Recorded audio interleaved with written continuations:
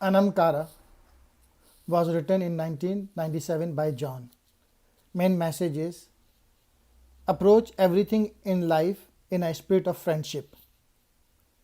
Instead of paying attention to our senses and to the seasonal rhythm of our lives, we end up with a somewhat mechanical existence. Anamkara asks us to truly become friends with ourselves, with nature, even with the idea of our own death. When you approach everything in life in a spirit of friendship, he says, much of it loses its terror.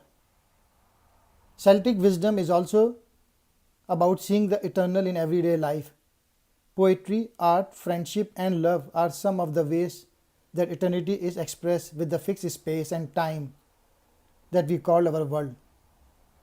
Eternity is all around us, trying to break through to show us that it is real, while the world we inhabit has created the illusion that it alone is real.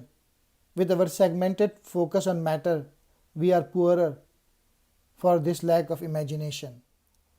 It is not doing a stressful thing that creates stress, John, John points out, but allowing hardly any time for silence so that our minds can recharge.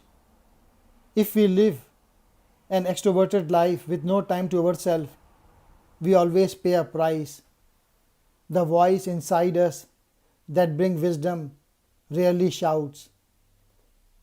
We have replaced religion with psychology, but psychology often lacks the depth to find out what is really going on.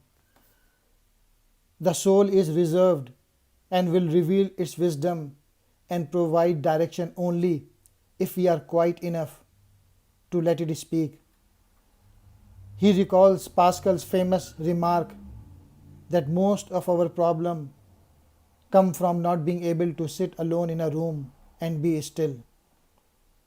The other meaning of the command to love your enemies is to love that side of ourselves that we have been taught not to like. We have been a culture of overanalysis, of too much thinking when we should be living. Negativity is like a blister on your life that you need not have, trapping you for years in mindsets of your own making.